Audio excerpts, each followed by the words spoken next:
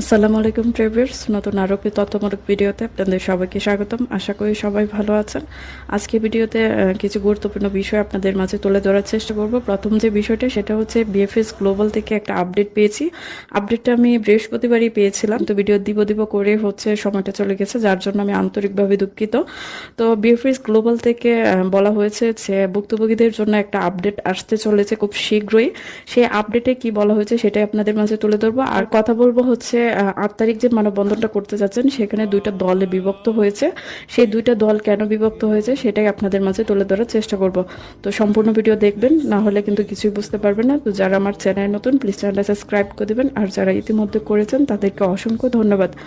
তো বিষয় যেটা সেটা হচ্ছে বিএফএস গ্লোবালের এক কর্মকর্তা আপডেট দিয়েছে যে খুব শীঘ্রই ভুক্তভোগীদের জন্য একটা আপডেট আসতে চলেছে। বিএফএস গ্লোবাল তাদের ওয়েবসাইটে প্রকাশ করবে, যেখানে সব ধরনের অ্যাপ্লিকেশনকারীদের জন্য একটা আপডেট থাকবে। সেখানে তারা বলে দিবে যে আসলে আপনাদের কি করণীয়।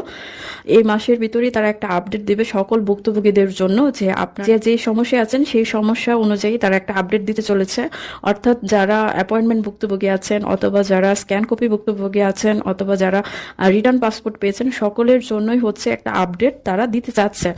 তো সেই আপডেটে আরো কি কি থাকবে সে বিষয়ে সেই কর্মকর্তা তেমন কিছুই বলেনি, শুধু বলেছে যে এই মাসের ভিতরেই সকলের জন্য একটা আপডেট তারা দিতে চাচ্ছে বিএফএস গ্লোবালে সেই ওয়েবসাইটে। তো সেখান থেকে আপনারা হচ্ছে আপনাদের সমস্যা অনুযায়ী সমাধান পেয়ে যাবেন।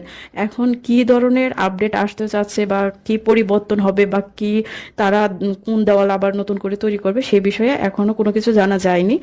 তবে সেই আপডেটটা দিলেই সম্পূর্ণ বিষয়টা ক্লিয়ার হয়ে যাবে যে আসলে তারা কি বলতে চাচ্ছে সকল ভুক্তভোগীদের জন্য। তো যখন সেই কর্মকর্তা এই আপডেটটা দিচ্ছিল যে এই মাসের ভিতরেই তারা একটা আপডেট দিবে, সেই অফিসার তখন এই কথাটা বলছে যে এই আপডেটের মাধ্যমে সকল ভুক্তভোগীদের একটা সমাধান হয়ে যাবে।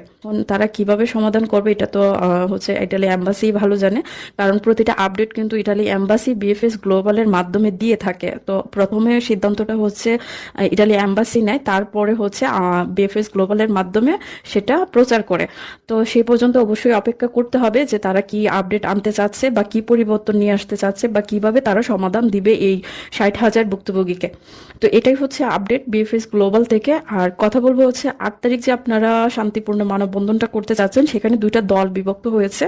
সেই দলটা হচ্ছে যারা 2025-এর অর্থাৎ নুলস্তা পেয়েছে, এখন অ্যাপয়েন্টমেন্টও অলরেডি শুরু হয়ে গেছে। আপনারা জানেন যে 3 এপ্রিল থেকে অ্যাপয়েন্টমেন্ট নেওয়া শুরু হয়েছে। তো তারা হচ্ছে সেই মানববন্ধনে যাবে না, বা যেতে চাচ্ছে না, বা তারা চাচ্ছে যে এই মানববন্ধনটা যেন না হয়। কারণ এই মানববন্ধনটা মেয়েদের যদি কোনো রকম ঝামেলা হয় তাহলে তারা আর ভিসা পাবে না, কারণ এখন তারা ভিসা পাওয়ার পরিস্থিতিতে আছে, বা তারা এখন একটা ভালো পরিস্থিতির ভিতর দিয়ে দিন পার করতেছে। এখন 2023 এবং 2024-এর যারা আছে তারা তো একটা মানববন্ধন অবশ্যই ডাক দিয়ে ফেলছেন আপনারা। তো এই যে ভুক্তভোগীরা আছে তাদের এখন মানববন্ধনটা 25-এর লোকদের জন্য একটা বিপদের কারণ ভাবতেছে।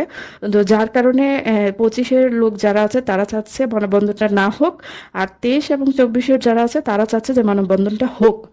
তবে আমি একটা কথা আপনাদেরকে অবশ্যই বলবো, সেটা হচ্ছে আপনারা অবশ্যই মানববন্ধন করবেন, আপনাদের সমস্যাগুলো অবশ্যই তুলে ধরবেন, সেটা শান্তিপূর্ণভাবে, যেন কোনো রকম রাষ্ট্রীয় ক্ষতি না হয়, কোনো রকম বিশৃঙ্খলা যাতে না হয়, কোনো রকম ভাবে যেন ইটালি সরকারের কাছে যেন খারাপ না লাগে, এমনভাবেই আপনারা মানববন্ধনটা করবেন যেন কারোরই ক্ষতি না হয়। 25-এর যারা আছে তাদেরও যেন ক্ষতি না হয়, আপনারা 2023 এবং 2024-এর যারা আছে তাদেরও যেন ক্ষতি না হয়।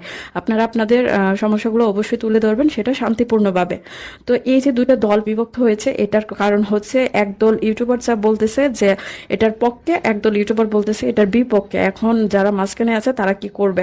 এখন দেখেন, ইউটিউবাররা হচ্ছে সত্যটা তুলে ধরার চেষ্টা করতেছে।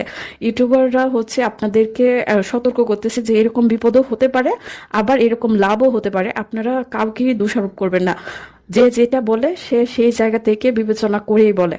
আমি শুরু থেকে আপনাদেরকে সমর্থন করতেছি, সামনেও করব, কিন্তু তাই বলে এই না যে আপনারা একটা বিশৃঙ্খলা করবেন সেটারও সমর্থন করব, অবশ্যই না। আপনারা শান্তিপূর্ণভাবে মানববন্ধন করবেন, সমস্যার সমাধান যেভাবে হয় সেভাবে আপনারা কাজ করবেন, অবশ্যই সেটা শান্তিপূর্ণভাবে। তো আশা করি আমার এই ছোট্ট মেসেজের মাধ্যমে আপনারা বিষয়টা ক্লিয়ার হবেন। যদি কোনো কিছু ভুল বলে থাকি তাহলে অবশ্যই ক্ষমা দৃষ্টিতে দেখবেন। যারা আমার সাবস্ক্রাইবার আছেন, ভুক্তভোগী আছেন, অবশ্যই আপনারা সেখানে উপস্থিত হবেন আর ভুক্তভোগীদের পাশে দাঁড়াবেন। আপনারা নিজেরাও ভুক্তভোগী এবং আপনারা সেখানে গিয়ে তাদেরকেও সমর্থন করবেন, নিজেদের সমস্যাগুলো তুলে ধরবেন। তো সে পর্যন্ত ভালো থাকুন, সুস্থ থাকুন। আপনাদের শান্তিপূর্ণ মানববন্ধনের পক্ষে এবং সমর্থন হিসেবে আমি অবশ্যই সাপোর্ট করি এবং আপনাদের পাশে আছি। ধন্যবাদ সবাইকে।